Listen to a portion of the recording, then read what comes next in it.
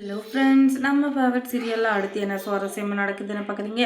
இந்த மல்லிகை என்னன்னே தெரியலைங்க. இப்போ கொஞ்ச நாளாகவே ரொம்பவே ஒரு மன உளைச்சல், ஒரு கஷ்டம், ஒரு தெளிவில்லாத தன்மை, அந்த மாதிரி சொல்லிட்டு நிறையா சொல்லிக்கிட்டே போகலாம். அந்த அளவுக்கு ஒரு கஷ்டத்தை அனுபவிச்சுட்டு இருக்காங்க. அது எல்லாத்துக்குமே காரணம் இந்த கேடுகட்ட சுடர் தான். இந்த சுடருக்கு என்னைக்கு தான் கெட்ட காலம் ஆரம்பிக்கமோ தெரியலைங்க. ரொம்பவே ஓவராக போயிட்டுருக்கா. இவளுடைய ஆட்டத்துக்கு முடிவு இல்லையா அப்படின்னு சொல்லிட்டு பார்த்தீங்கன்னா இப்போதைக்கு இல்லைன்னு சொல்லணும். ஏன்னா இவளுடைய ஆட்டம் அது யாருமே தடுக்க முடியாத அளவுக்கும் எப்போவுமே அவள் தான் ஜெயிப்பான்ற மாதிரி ஒரு ஓவர சீனை போட்டுட்ருக்கா. கண்டிப்பாக அவளுக்கு கெட்ட நேரம்ன்ற ஒன்று கூடிய சீக்கிரத்தில் வரதான் போகுது. வந்தாதான் கதையை ரொம்பவே விறுவிறுப்பாக சூடு பிடிக்க போகுது. அது என்னைக்கு நடக்க போகுது அப்படின்னு சொல்லிட்டு நான் ரொம்பவே ஆர்வமாக காத்துட்ருக்கேன். நீங்களும் காத்துட்ருக்கீங்கன்னா அதை கமெண்ட்ஸில் சொல்லிட்டு போங்க. இப்போ என்ன நடக்குது அப்படின்னு சொல்லிட்டு பார்த்தீங்கன்னா, இந்த விஜய் இருந்துக்கிட்டு என்ன கோவத்தில் வந்தாரோ தெரியல, என்னவோ தெரியல. ஆனால் இப்போதைக்கு அவர் நினைக்கிறது எல்லாமே அவருடைய நலம் அப்படின்னு சொல்லலாம். இல்லாட்டி அவங்கள வெறுக்கிறாங்க அப்படின்னு சொல்லலாம். ஏன்னா மல்லியோடைய பாசம் இப்போ அவருக்கு பெருசாகவே தெரியல. அந்த சுடரோட பேச்சை கேட்டுக்கிட்டு சுடர் பின்னாடியே சுற்றிட்டு இருக்காரு. இவ்வளோ கோவம் இருந்தாலும் பார்த்துக்கோங்க, அந்த சுடர் மேலே அதை காட்டுறதே இல்லை. அவளை பார்த்தா மட்டும் அப்படியே பொட்டி பாம்பாக அடங்கிறார். அப்படியே பம்பி பம்பி பேசுறது. ஆனால் மல்லியை பார்த்தா மட்டும் அப்படியே டிங் டிங்னு எகிற வேண்டியது. அப்படியே மல்லி ஏதோ அடிமை மாதிரி பண்ண வேண்டியது. அதுக்கு காரணம் அடிமைன்னு சொல்ல முடியாதுங்க, ஒரு பாசம். எப்போ பாசம் அதிகமாக யார்கிட்ட இருக்கோ அவங்க மேலே தான் நம்ம கோவத்தையும் காட்டுவோம். ஒரு மரியாதைன்றது எல்லார் மேலேயும் இருக்குங்க. ஒரு சின்ன குழந்தையிலேருந்து சரி, முன்ன பின்ன தெரியாதவங்க கூட சரி, எல்லார் மேலேயும் ஒரு மரியாதை இருக்கும். ஆனால் கோவன்றது நமக்கு யார் ரொம்ப நெருக்கமானவங்களோ, யார் நமக்கு பிடிச்சவங்களோ, யார் நம்ம மேலே உரிமையாக இருக்காங்களோ அவங்க மேலே மட்டும்தான் கோவப்பட முடியும்.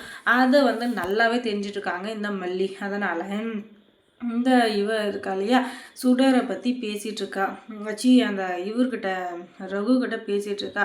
என்ன அப்படின்னு சொல்லிட்டு பார்த்தீங்கன்னா, ரகு நம்ம போட்ட பிளான் எல்லாமே கெட்டுடும் போல் அந்த மல்லியை சீக்கிரமாக நம்ம கண்டுபிடிக்கணும். அவள் எங்கே இருக்கா, எப்படி இருக்கான்னு சொல்லிட்டு அவளை கல்யாணம் முடிகிற வரைக்கும் இந்த பக்கமே வரவிடக்கூடாது.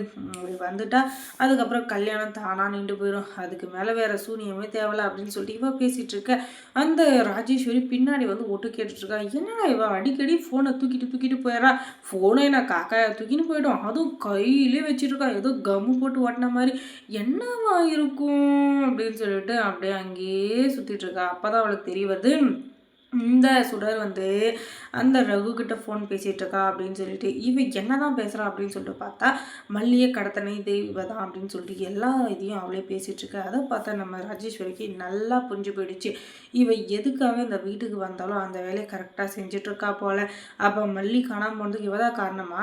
நான் கூட அந்த மல்லி இந்த கல்யாணத்தை பார்க்க முடியாமல் அப்படியே மனசு உடஞ்சி போய் எது ஒரு இது சொல்லுவாங்க இல்லையா, நமக்கு பிடிச்ச பொருள் நம்மளை விட்டு போகுதுன்னா அதை நம்ம கண்ணு முன்னாடி பார்க்க முடியாதுன்னு சொல்லுவாங்க இல்லையா, அந்த மாதிரி குடுக்குன்னு ஓடி போயிட்டாலோ சொல்லிட்டு நான் நினச்சா இவ தான் கடத்தினாலா.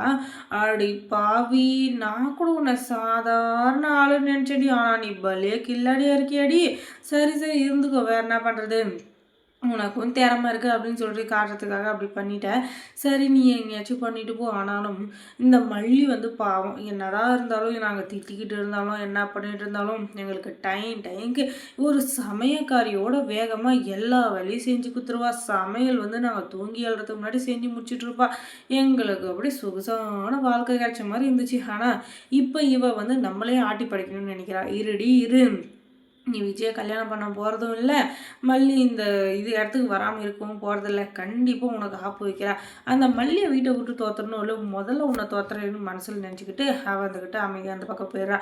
அதுக்கப்புறம் இந்த விஜய் இருந்துக்கிட்ட அவங்க அண்ணன் வீட்டுக்கு தேடிட்டு போகிறாங்க மல்லியை. எதுக்காக அப்படின்னு சொல்லிட்டு பார்த்தீங்கன்னா, மல்லி அந்த வீட்டில் இருக்காளா இல்லையா அப்படின்றது தெரிஞ்சுக்கணும் இல்லையா, அதுக்காக. மல்லி அங்கே இல்லாதனால மல்லி வரவேன்னு அந்த இடத்த விட்டு போக மாட்டான் அப்படின்னு சொல்லிட்டு ஏதோ ஆணி அடித்த மாதிரி அதே இடத்துல உட்காந்துட்ருக்க. உடனே நம்ம நாகு வந்துக்கிட்டு ஃபோன் பண்ணி மல்லிக்கிட்ட சொல்ல, மல்லி இருந்துக்கிட்டு ஐயோ என்ன சொல்கிறீங்க, எனக்கு ஒன்றுமே புரியலன்னு, மாப்பிள்ளை செம்ம கோத்தில் இருக்காரு, என்னன்னே தெரியல, நீ சீக்கிரமாக வீட்டுக்கு வா அப்படின்னு சொல்ல, எல்லா பிரச்சனையும் முடிஞ்சு நீங்கள் எதுக்கு கவலைப்படாதீங்க, கொஞ்ச நேரம் வர சமாளிங்க, நான் குடுன்னு ஓடி வந்துடுறேன் அப்படின்னு சொல்லிட்டு மல்லி சொல்ல, ஐயோ அடுத்து என்ன நடக்க போகுது தெரியல அப்படின்னு சொல்லிட்டு திக்குன்னு இருக்குது. எனக்கு மட்டும் இல்லை, ஆடியன்ஸான நம்ம எல்லாருக்குமே தான். அடுத்து என்ன நடந்திருக்கும் அப்படின்றத நீங்கள் தெரிஞ்சுக்கணுன்னா முதல்ல நம்ம சேனலை சப்ஸ்கிரைப் பண்ணுங்கள். அதோட பக்கத்தில் இருக்க அந்த பெல் ஐக்கானை கொஞ்சம் கிளிக் பண்ணி விடுங்க. தொடர்ந்து இந்த சேனலுக்கு சப்போர்ட் கொடுங்க. தேங்க்ஸ் ஃபார் வாட்சிங்.